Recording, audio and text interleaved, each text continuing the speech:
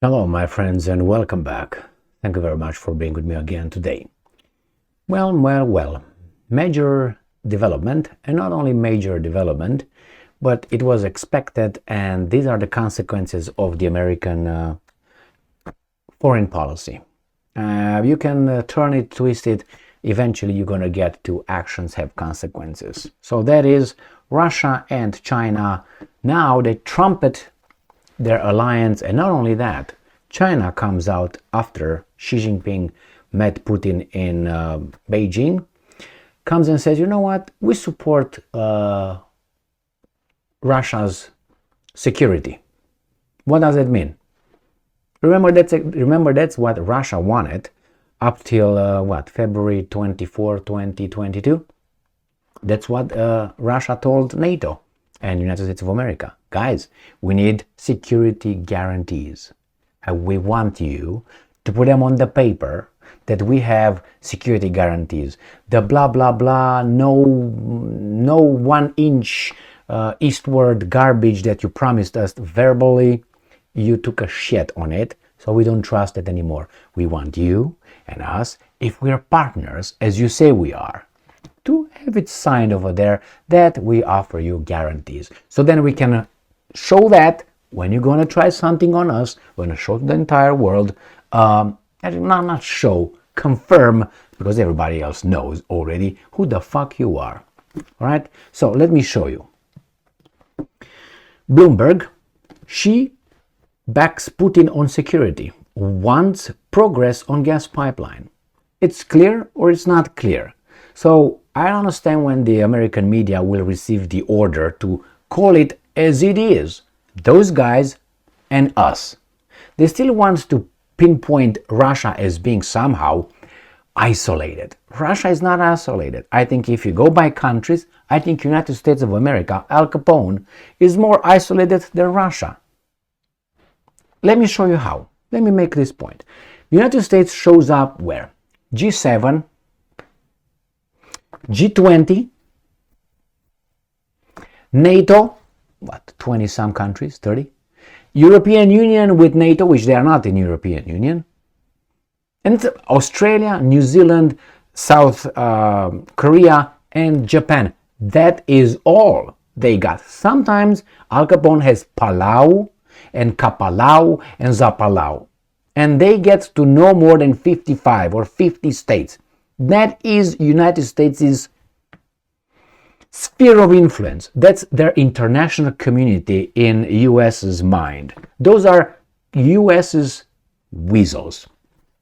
Now, on the other side, we have Xi Jinping and China and Russia. We have BRICS. You can say, well, BRICS is what? You just expanded to what? 5, I think, plus 7. Didn't I accept 7 right now? So that's not a big deal. Yeah, but BRICS right now, it seems like it has more spending power, it has more power than G7. Okay, not a big deal. Then they have the Shanghai Cooperation Organization. And now they have what? Belt and Road, is that how it is? Summit in Beijing. How many countries were over there? 130. 130. More than any other organization the United States participates in. Now, I'm not done with that one. Remember when Russia invited to St. Petersburg about, a month ago, 2 months ago, time passes too fast, 2 months ago maybe, the African country to participate in Russia and Africa Summit? You remember how many countries participated out of how many? Yes, 50 out of 56 give and take participated. So that's 50, more than United States and NATO and garbage, whatever they have over there. Okay? So my friends, just that, if right now Russia invites the South American countries, I guarantee you they all want to come. Maybe 1 or 2 are going to stay out because they're afraid of Al Capone, but the rest will show up. So Russia doesn't have Europe, some of Europe, because remember, some countries in Europe want to have bilateral relations with Russia, good relationship, and with United States and others, but they're not allowed. Look what these guys are doing, for instance, to Hungary. Hungary plays independent, or at least said, oh, our interest, we have to be friends with everyone, or at least cooperate economically. Why should we argue? It's about our people. It's not about Brussels people or the so-called elites and the interests that run this planet. And it's not only that. If tomorrow, let's say, United States of America disappears as a country, let's say it doesn't exist, for whatever reason, I don't know, Jesus Christ comes and say, you're going to be my brother here, together we're going to judge the world. So disappears with all of us. I guarantee you that European Union will be a little bit more like that. There will be countries who are going to say, wait a minute, let's talk to the Russians, because there's not going to be the pressure from Al Capone to keep them in line. And I can give you Slovakia, I can give you Czech Republic, even the Baltic states, they will shit their pants because they're not going to be Al Capone who's going to say, yeah, be loud. Baltic states, Lithuania, Latvia, Estonia, about 5 million people all together, but they're loud as if they're a fucking hurricane. Why? The media wants them to be loud. And Poland the same way. So things will be much different. Much different. I'm not saying Russia will be the boss, but at least these guys will be more objective, or at least looking for their own interest. They're not allowed to. So let's go back to here to this one and see what Xi Jinping says. So Russia is not isolated. The United States isolates itself by its own good behavior around the world, and people see and countries see, and it keeps these guys around like a guy who would not leave his wife file for divorce, for instance, with all kind of threats. President Xi Jinping reiterated that China supports Moscow's efforts in safeguarding its national sovereignty. That's how it started, that unprovoked war that these guys are garbaging around. It's unprovoked. No, it didn't start like that. That's where they want to start it. You know, always history doesn't start when these guys are saying, not when you frame it, and then from there you just pick and choose. You don't look chronologically at the issue. The same thing in Israel. They like to look only from 7th of October 2023, as if only then the problem started in the Middle East. Okay, not in 1948 or something like that. Not that the Israel state was created. It was done in the wrong way. Remember, it was supposed to be another state parallel with Israel. Where is that at?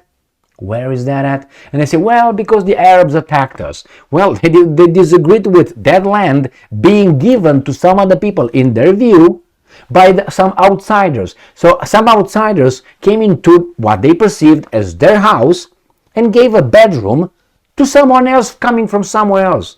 In your house, the way they perceived it. Would you like that? I don't think so. If someone comes here from outside being stronger than me and gives the master bedroom, let's say, to another family in my house, what I perceive as my house, right? And that's a guy from outside and determines that in my house, how do you think I will feel? I'll try to fuck him up, get him out.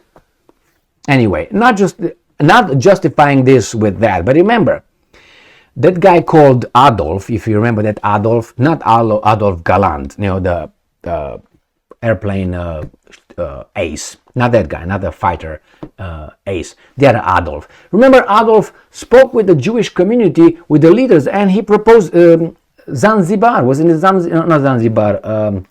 What the hell? At the lower tip of Africa. What the hell is the name of that? Yeah, he offered them, Madagascar. The Germans own that. And they said, well, we're going to give it to you. You can form your own country over there. But still would have been not okay, because there were people living in Madagascar. How do you mean you give it to someone else? The same thing. And I think the Germans, those bad guys, also offered the Jewish community another location. I can't remember right now what Adolf offered them again. And then the Soviets, if you remember, Soviets created in the Far East, right here by Mongolia. That's another Jewish something. Look for it. Look for it. And ask Steven Seagal, yeah, that guy. Ask him about that little community in the Far East. So they were offered, but they said no. We want over there because that's where our God promised us our land that we took from the Canaanites.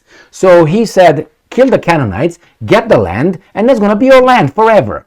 And they stick to that. Okay, good for them, as long as they can do it, if you know what I mean. So let's go back to this thing here. So, and it says here that efforts in safeguarding its national sovereignty, security, and development interests while seeking a breakthrough on a Sino-Russian gas pipeline. So, here it is, my friends. It's going to be China is keen to work with Moscow to ensure grain and energy security and wants to see substantial progress on the natural gas pipeline between the both countries and Mongolia as soon as possible. All right, what can you do? These guys want just to... She commented, comments reinforce the tight ties that have developed between China and Russia, especially since Putin ordered the invasion of Ukraine in February 2022. Beijing has provided diplomatic and economic support to Moscow that has helped blunt the effects of Western sanctions and Russia. And they stated that actually China gave Russia drones and other things. But, you know, I believe that as much as I believe a stranger telling me something. So here is, my friends, that's a consequence. This is a consequence of the Americans, destroying the balance after 1991. We saw what United States did with the world since 1991 to 2022. That was the American attempt to make it a better world. Did they make a better world? I don't think so. You be the judge. And if you forgot anything, I will mention a few things. I will mention, for instance, the bombardment, illegal bombardment, it's a war crime, of Yugoslavia, 1999. Invasion on a lie of Iraq, Afghanistan, bombardment and destroying and hanging and killing the, killing the Gaddafi in Libya, sovereign country, right? Involvement in Syria, again. Now we have this thing in Ukraine. Yeah, they were, they didn't want to deal with the Russians. What do you expect the Russians will do? The Russians were pinned in a corner. Poor Russians. Yes. I don't think you want my weapons and my military infrastructure next to your house, but you're not next to me. I don't think you want that. And I say, I'm going to fuck you up. You are my competitor. What will you do? I'm on your porch. What would you do? Please, my friends, let's don't be or get full retarded. Don't turn full retarded. Again, never get full retarded. Yeah. All right, from that movie, Tropics Thunder. So here is, my friends, the alliance is there. These guys don't want to say it out loud yet because that would sound as a failure to the idiots that fucked up for 32 years. 1991 to what? 2022. So 31 years. They had that's a generation. You can do a lot of things in 30 years, my friend. If you don't know, look at the Europeans or look at Japan. Look at, for instance, the European. Europe was fucked up after 1945, was destroyed, or Germany. So 45, 55, 65, 75. So imagine the Germany, West Germany, in 1976. There was an economic power. So that's how much it jumped from a country destroyed to 76. Don't give me the Marshall Plan, because compare Marshall Plan with the investments the United States made in other countries. Yes, it helped, but on the other hand, the American industry took over the German industry. Remember, it was Ford, the first, who was offered Volkswagen factories, and said, "Fuck Volkswagen, I don't need Volkswagen." Look where Volkswagen is right now. They were offered. Remember Krupp? Krupp was offered, was bought. What happened to Mr. Krupp?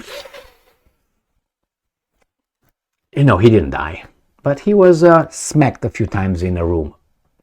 Thank you, by the good people. Thank you very much for being with me again today. Stay strong, stay smart, look for the truth, and be just.